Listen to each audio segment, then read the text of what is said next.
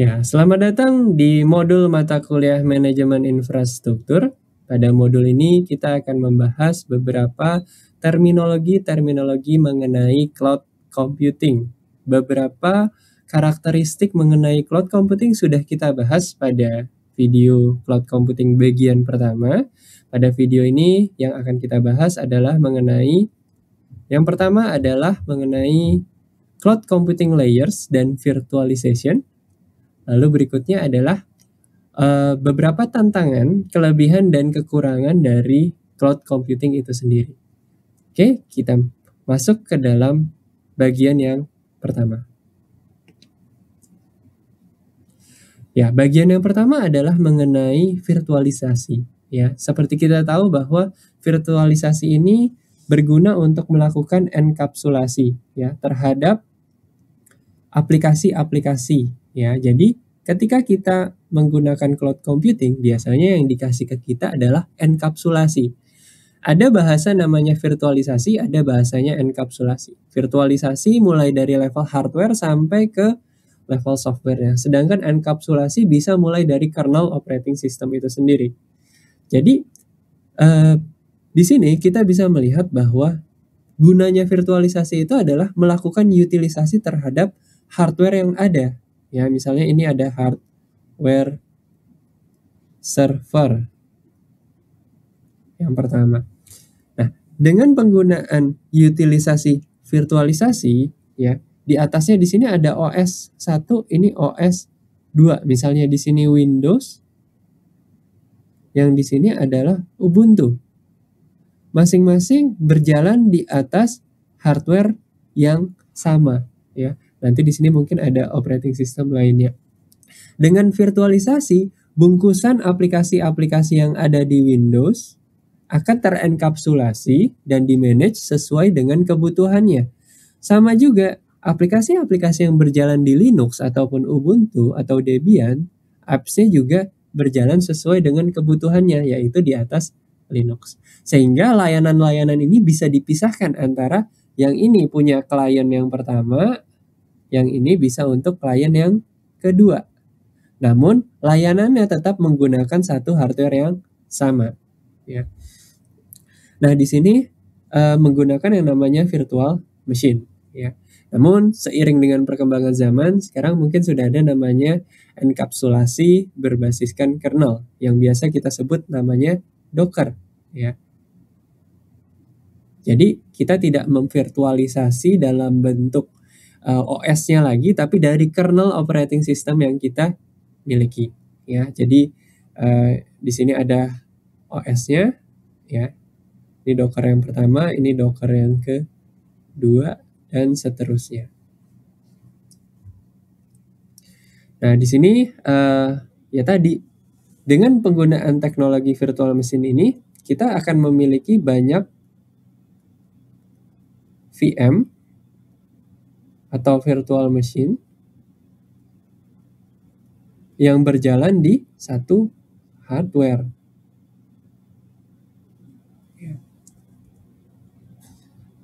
Ya, gambarannya adalah seperti itu.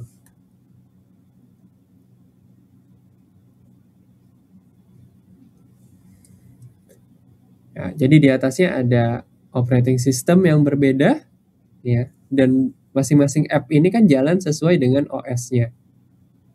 Ya. Itulah gambaran dari virtual machine. Nah, secara general, ya, kegunaannya adalah kita bisa menjalankan OS, ya, di mana physical hardware-nya tidak available. Artinya bisa dijalankan secara bersama-sama di dalam satu hardware yang besar. Ya, kita dapat dengan mudah membuat mesin baru dan membackup mesin, terus emulate, ya. Jadi tanpa kita harus beli hardware yang baru, ya, dan pasang OS di sana, kita bisa pasang di hardware yang sudah ada dan dapat memudahkan kita untuk migrasi dan enkapsulasi. Ya. Nah, kegunaannya di sini cloud computing dapat membantu, ya, perusahaan dan aplikasi, ya. Jadi namanya adalah infrastructureless. Artinya perusahaan-perusahaan zaman sekarang atau teknologi zaman sekarang untuk dapat mencapai time to market lebih cepat, biasanya mereka menggunakan cloud computing. Biaya investasi di awal tidak ada, ya, dan bisa dibilang cukup cepat juga dalam hal implementasi karena tidak perlu pengadaan server dan berbagai macam perangkat lainnya. Namun perlu diingat, untuk perusahaan-perusahaan yang cukup besar, ya, menurut pendapat saya, cloud computing bukan merupakan salah satu opsi. Investasi terhadap server merupakan salah satu opsi yang bisa dipakai untuk perusahaan-perusahaan besar. Karena akan menjadi biaya yang sangat mahal dan ketergantungan terhadap provider cloud jika kita menggantungkan perusahaan-perusahaan besar untuk memakai cloud computing. Karena perusahaan-perusahaan besar ini memiliki modal yang cukup besar dan dia bisa berinvestasi data center dan total cost of ownership-nya bisa terbagi atau bisa didapatkan dengan modal yang dia miliki. Lain halnya dengan startup yang baru mulai, dia membutuhkan time to market kepada customer, ya, sehingga dia perlu yang namanya involvement terhadap market terlebih dahulu dibandingkan mementingkan infrastruktur. Jadi infrastrukturnya bisa menggunakan cloud computing. Ya, di sini kalau kita lihat, ya,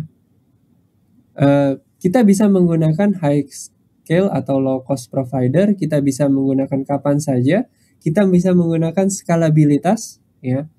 Terus ya bisa dibilang secara infrastruktur kita dipermudah. Dan concernnya di sini adalah service level agreement, ya. Jika cloud providernya error, maka banyak bisnis-bisnis yang akan error juga. Terus kontrol terhadap data dan servisnya, karena kita pakai di cloud, otomatis data itu bukan berada di tempat kita sendiri. Data itu ada di data centernya cloud provider. Beberapa negara mewajibkan agar data dari pemerintahnya itu tetap berada di dalam negaranya. Terus interaksi antara cloud provider, tidak ada standar API antara misalnya Google Cloud Provider dengan Amazon AWS EC2. Ya, dua-duanya tidak memiliki API yang standar. Masing-masing provider punya API-nya sendiri untuk melakukan re-initiate image atau misalnya load balancing image, itu masing-masing cloud provider punya API-nya sendiri. Ini adalah gambaran mengenai commercial cloud offering.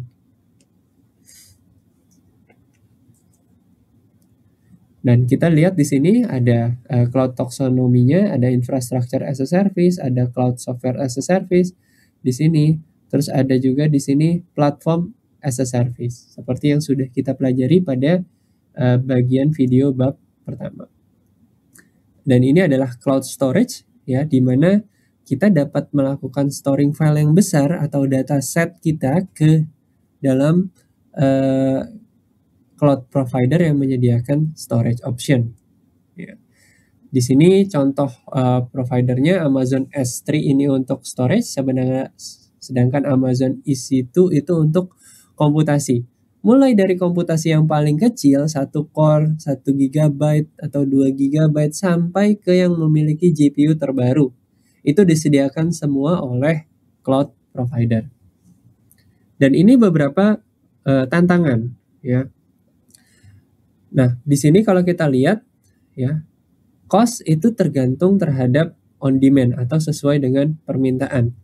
Data dan service itu disimpan secara remote, ya, dan dapat diakses dari mana saja. Untuk beberapa aplikasi-aplikasi yang data sensitif, ini merupakan salah satu perhatian yang cukup besar karena datanya bukan disimpan di dalam negeri, terutama untuk lembaga-lembaga pemerintahan. Nah, di sini ada beberapa, ya, kalau kita lihat pandangan-pandangan yang perlu kita perhatikan juga terhadap cloud computing, ya. Di sini pertama adalah security, ya. Terus cloud computing itu sangat bergantung terhadap cloud providernya. Jadi cloud providernya mati, tidak ada backup, tidak ada apa, seluruh bisnis kita atau seluruh dependensi kita di sana juga akan bermasalah.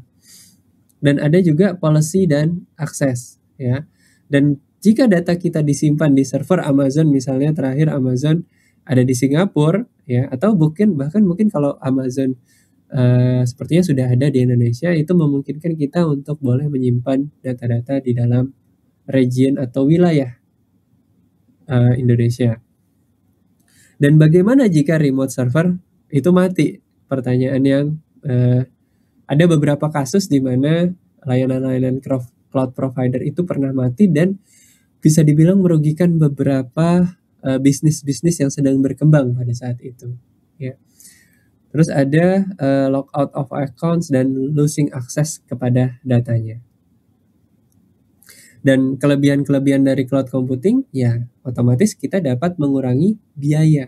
Tapi ini dalam artian ketika kita tidak memiliki dana untuk investasi data center ya.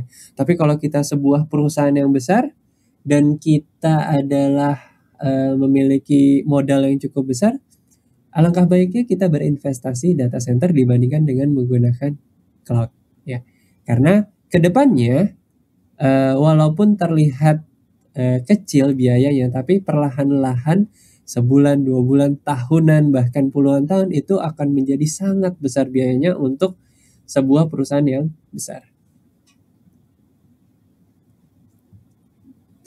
Lalu performance ya, terus reduce software cost ya. Ini adalah beberapa hal-hal yang bisa dinikmati oleh klien dari cloud computing. Software updates juga dijamin, ya beberapa updatean dan driver itu sudah dijamin oleh penyedia layanan cloud provider. Bisa dibilang unlimited storage capacity ya, karena ya sesuai dengan service level agreement-nya. Kita butuh 10 tera dikasih 10 tera. Kita butuh 30 tera diberikan 30 tera. Ya, terus universal document access dan latest version availability, group collaboration dan device independence ya, artinya terenkapsulasi antara device kita dengan device yang lain. Nah, beberapa drawbacks ya dari cloud computing. Jadi yang pertama adalah kita butuh yang namanya instant connection ya. Kenapa? Karena semuanya dilakukan menggunakan jaringan internet. Yang penting adalah data jaringan yang stabil. Nah, kurang baik jika kita memakai di speed connection yang rendah. Dan beberapa fitur itu dilimitasi dan memungkinkan jika kita tidak memiliki koneksi yang cepat, ya biasanya akan lambat. Ya. Nah, beberapa yang perlu diperhatikan juga bahwa datanya itu tidak aman kemungkinan besar karena ya kita dikasih kredensial, kita dikasih public key atau private key, tapi tetap saja bahwa data tersebut bukan berada di tempat kita sendiri. Data tersebut berada di tempat lain. Nah, pertanyaan yang paling mendasar adalah seberapa amankah cloud kita menyimpan data di cloud. Dan data yang disimpan juga bisa hilang. Ketika data disimpan hilang, siapa yang mau bertanggung jawab? Itu pertanyaan-pertanyaan yang cukup besar ya, yang mungkin sampai sekarang ini ya kita memakai cloud computing saja, cuman beberapa lembaga-lembaga pemerintahan mengkonsiderasi untuk pemakaian cloud computing tersebut karena memang yang megang itu bukan dari lembaga tersebut, walaupun secara hak dia berhak atas apa yang dia pakai ya. Pay as you go. Terus ada general concern ya di sini menggunakan protokol dan API yang berbeda ya. Dan antara aplikasi yang satu di cloud yang satu dengan aplikasi di cloud 2 kita harus membuat environment-nya sendiri untuk bisa saling berkomunikasi. Dan kedepannya banyak aktivitas yang bisa dikelompokkan secara bersama-sama dan secara efisien bisa dikelola oleh cloud computing. Dan di sini beberapa high performance computing seperti grid computing ya, itu bisa digunakan untuk melakukan penelitian ya. Beberapa infrastruktur Nvidia terbaru itu juga sudah disediakan oleh cloud provider ya. Jadi saya rasa kalau untuk riset sepertinya sangat memungkinkan jika kita memakai cloud computing ya, walaupun kita harus disupport dengan dana untuk melakukan atau memesan instance yang kita butuhkan.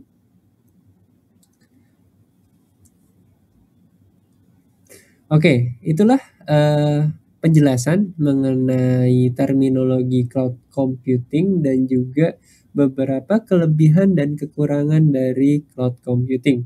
Mudah-mudahan apa yang sudah saya sampaikan bermanfaat buat kita semua. Oke, terima kasih atas perhatiannya.